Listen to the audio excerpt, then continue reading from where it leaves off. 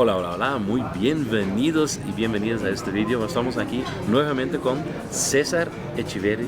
¿Cómo estás, César? Pero ahora estamos en Bogotá incluso, estamos presencialmente. ¿Qué tal? No, muy bien, muy bien. Encantado que nos estén aquí acompañando. Es un honor y una inmensa satisfacción que estés tú y tu familia en Colombia haciendo inmersión en café, en nuestro café y nuestra cafeticultura. Necesitamos dar oportunidades de encontrarnos, de construir historias alrededor del mundo del café, y gracias a todos los que nos acompañan en esta red de innovación abierta y colaborativa para mejorar el mundo del café.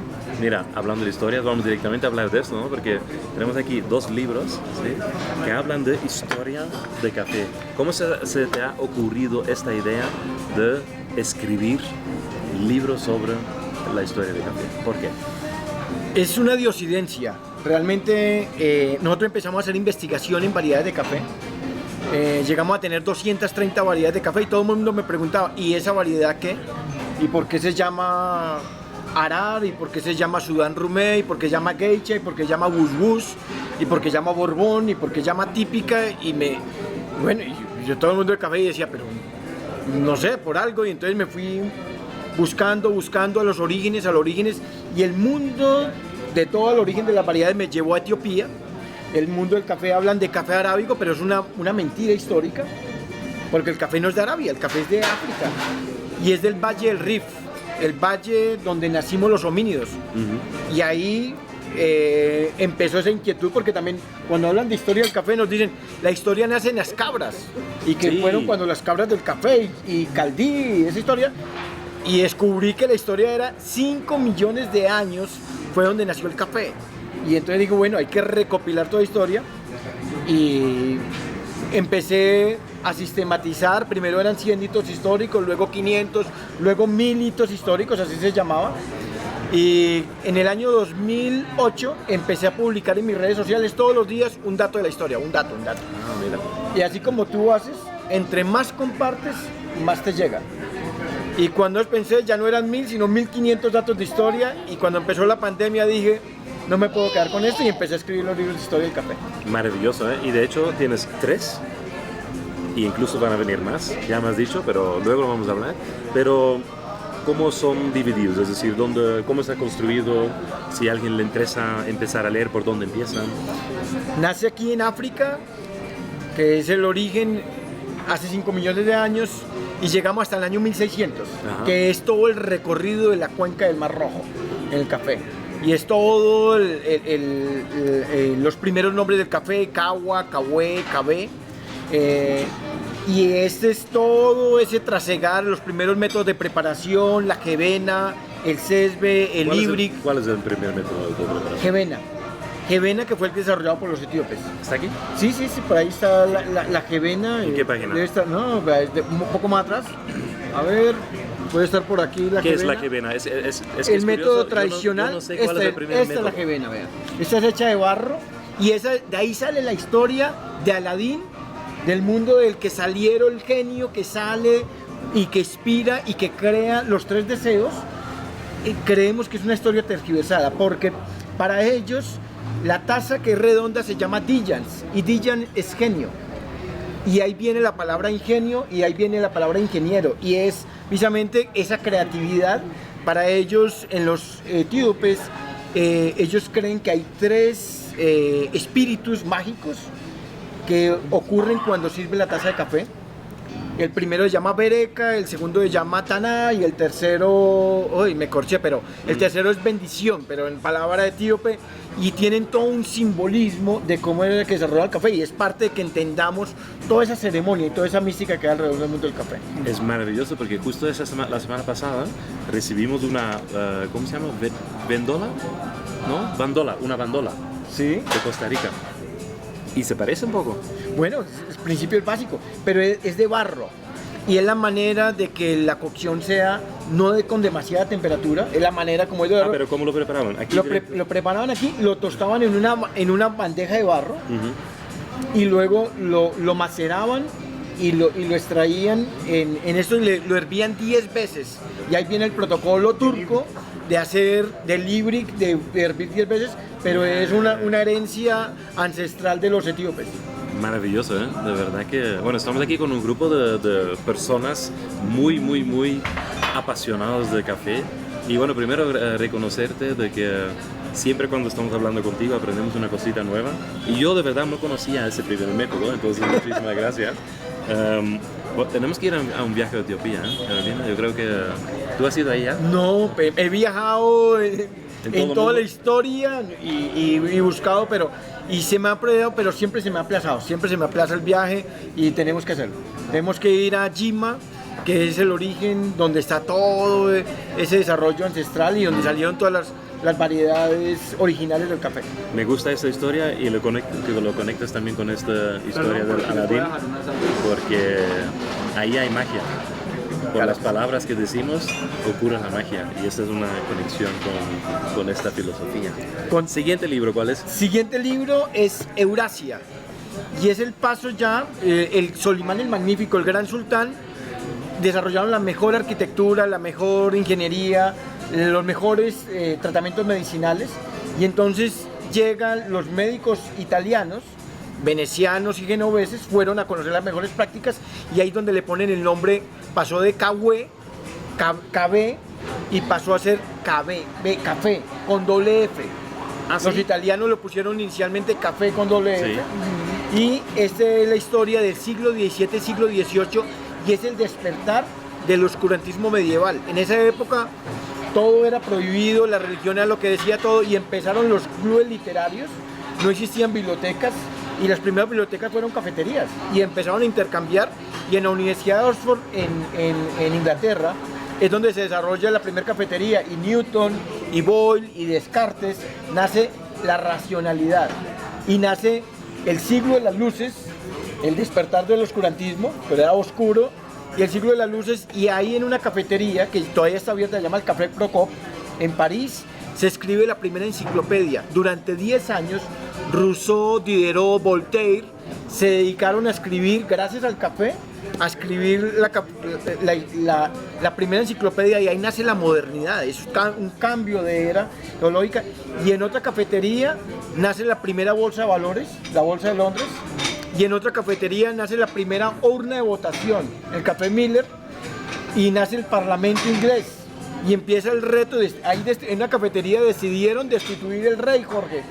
El rey Carlos lo ordenaron destituirlo por una votación que hubo en una cafetería. Tomando café.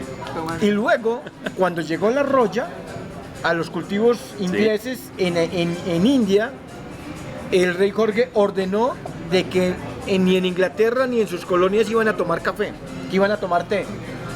Y los norteamericanos dijeron, nosotros queremos tomar café, y fueron y botaron el té al mar, y es el Tea Party, y nace la independencia de Estados Unidos, en un café que todavía está abierto, que se llama el Dragón Verde.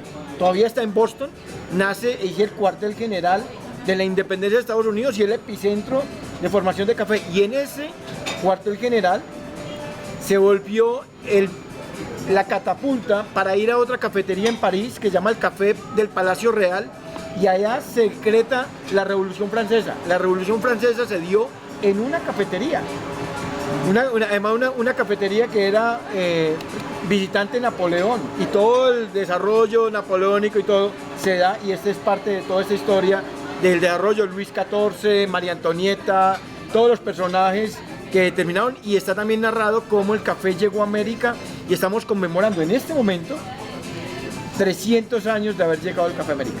300 años. Podemos preguntar entonces por dónde entró, porque yo creo que ahí hay muchos, digamos, diferentes versiones, me imagino. ¿Por dónde entró el café exactamente? Bueno, se la disputan los holandeses, que dijeron que llegó por Guyanas holandesas, pero realmente donde está más documentado, porque ellos promovieron fue la caficultura de Indonesia, en Yakarta, que era su colonia, y hacia acá se la lograron traer fue los franceses.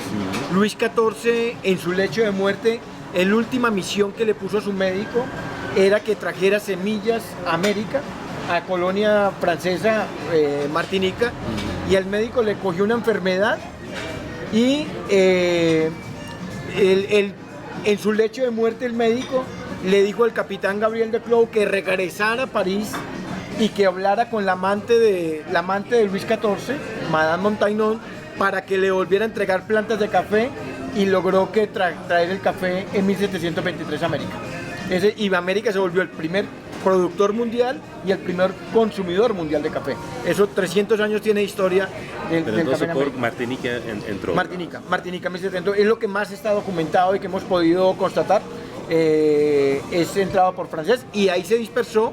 Los sacerdotes capuchinos hicieron una alianza con los sacerdotes jesuitas y entraron por el río Orinoco, y ahí es donde empieza la historia del tercer libro, que es todo el nacimiento de la caficultura de la Nueva Granada, todo el desarrollo de toda la caficultura continental americana. Antes era exclusivamente el Caribe, y penetra toda esa caficultura y empieza a ser el instrumento de desarrollo de la caficultura. Y el abuelo de Simón Bolívar, que se llamaba también Simón Bolívar, era cultivador de café en Venezuela, y lo mandaba con una compañía que llamaba Agua Piscuana, lo mandaba de contrabando al País Vasco español para que lo pasaran de contrabando al País Vasco francés. Okay. Que los franceses querían por un puerto que llama el puerto de pasaje, y de ahí viene el hecho de pagar pasaje, era pagar el paso del café de España a Francia. ¿Sí? El dicho de pagar pasaje, y empieza todo el desarrollo y se volvió el principal instrumento de la caficultura latinoamericana. Guatemala, Costa Rica, México, Colombia, Venezuela, Perú se volvieron grandes cultivadores de café, y este es precisamente toda la historia del siglo XIX, el desarrollo de los barcos de vapor, el desarrollo de los ferrocarriles, de los medios de transporte, los métodos de preparación de café. Ahí donde también narramos como el sifón belga. El sifón belga sí, también nace, ahí está descrito en 1830, con la presión de vapores que hacen en 1830. En 1830 nace el sifón belga, y donde nace también la prensa francesa, que es italiana, ¿no? En 1850. Cuéntanos, ¿por qué es italiana la prensa francesa? El inventor fue un italiano, lo acogieron los franceses y los llegaron, no, eso va a ser francés, y se llama la prensa francesa, pero es italiana, ¿sí? Y la cucumela italiana. ¿Qué es este cocumelo? La cocumela es un método de preparación que es una preinfusión que lo hierven y luego voltean la jarra al revés. Sí, italiana, sí. Y es francesa. Y es francesa.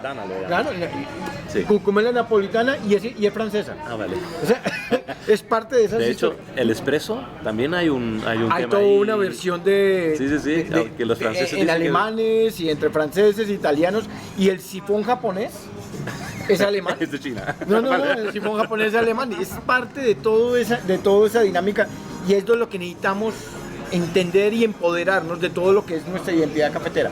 Este es el objetivo, y este es siglo XIX, inicios del siglo XX, donde se desarrolla toda la caficultura en Latinoamérica.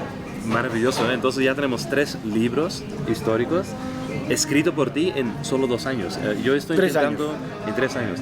Yo estoy intentando escribir ahora el segundo libro, pero ya lleva 3 años para hacerlo. Entonces tú me tienes que enseñar luego cómo lograrlo tan rápido. Pero quizás para terminar este vídeo, los siguientes libros, ¿de qué van a ser? El cuarto es Colombia, y es toda la historia en Colombia en el siglo XX. Es cómo se desarrolló ya el interior y se volvió toda la institucionalidad cafetera, cómo creamos el mayor conglomerado organizacional en el mundo, alrededor del mundo del café, hasta el año 1989. 1989, que se da el rompimiento del Pacto Internacional de Cotas, y empieza a cambiar totalmente, porque era un instrumento de la Guerra Fría, y empieza a cambiar totalmente todo lo que es la situación de los productores. Nos volvimos un monopolio, un oligopolio internacional de comercialización de café, y perdimos la posibilidad de que el café fuera un instrumento de progreso, de bienestar. Vamos a depender de las bolsas internacionales de precios, y es un poco entender la magnificencia del mundo del café, pero también cómo caímos al mercado libre y al mercado de los commodities.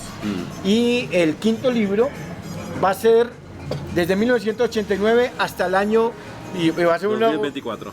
No, 2025. No nos podemos quedar cortos. O sea, arrancamos hace 5 millones de años, va a ser hasta el año 2100. Va a ser la perspectiva. Hola. O sea, vamos a solo traer, y tenemos ya todos los estudios, cuáles son las tendencias del consumo, la inteligencia artificial, todo lo que va a ser, toda la perspectiva, los escenarios de cambio climático, todo lo que va a pasar, y qué es lo que nos tiene que preparar para poder tener agricultura, caficultura regenerativa y cómo poder nosotros mitigar y adaptarnos al cambio de la variabilidad climática. Es como nos sensibilizamos de que las nuevas generaciones, cómo vamos a llegar, y por eso va a ser universal. Porque estamos seguros que si algo va a pasar cuando lleguemos a Marte como civilización humana, algo vamos a tener que llevar café. Cuando fueron a establecer la Estación Espacial Internacional, le preguntaban a los astronautas qué necesitaría, qué no podría faltarles para poder llegar al café. Y mira, aquí en su móvil hay un montón de astronautas. Tuvieron que desarrollar el método antigravedad para preparar café y ahí nace la Aeropress. La Aeropress fue un desarrollo de la NASA para poder hacer extracción de café, y seguramente en Marte uno de los grandes retos, porque lo he estado documentando, va a ser cómo garantizar ofrecerles café a los de la colonia de Marte, porque es uno de los hábitos más arraigados en toda la humanidad, y es la segunda bebida, después toma el agua y seguramente van a tener que buscar cómo llegar allá. Entonces el Aeropress nos va a salvar la vida, vamos a poder tomar café para siempre juntos gracias al Aeropress. Claro que sí, tenemos que cómo garantizar un mejor café y una mejor caficultura a través de todo el ciclo de innovación, no solo innovación tecnológica, sino innovación social. Maravilloso. Como última pregunta porque tú estás escribiendo libros, pero también tienes otro proyecto, ¿sí? Un proyecto muy bonito que creo que va también a hacer un cambio grande. ¿Quieres hablar un poco sobre esto en un par de minutos? ¿Qué necesidad has visto y qué es la solución que proponéis? Mire, nosotros tenemos un gran reto de cómo vamos a conectar directamente los protagonistas del mundo del café, los productores y los tostadores de especialidad, los baristas de especialidad, los coffee lovers, los verdaderos amantes del café.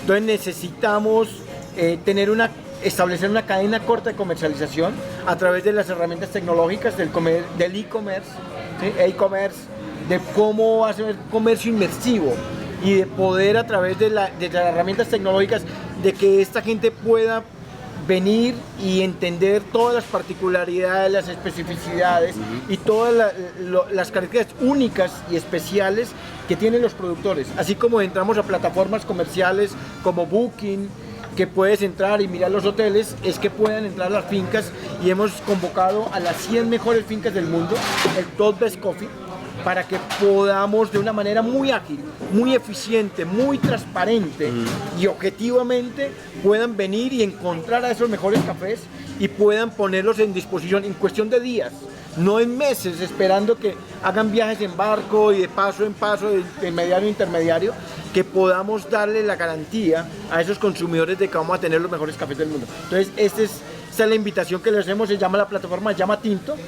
Tinto es como llamamos el café en Colombia, es exclusivamente de cómo llamamos, y una manera de que podamos acercar y desarrollar lo que son las verdaderas cadenas de valor. Un modelo de negocios inclusivo, equitativo, justo, transparente, de valor compartido.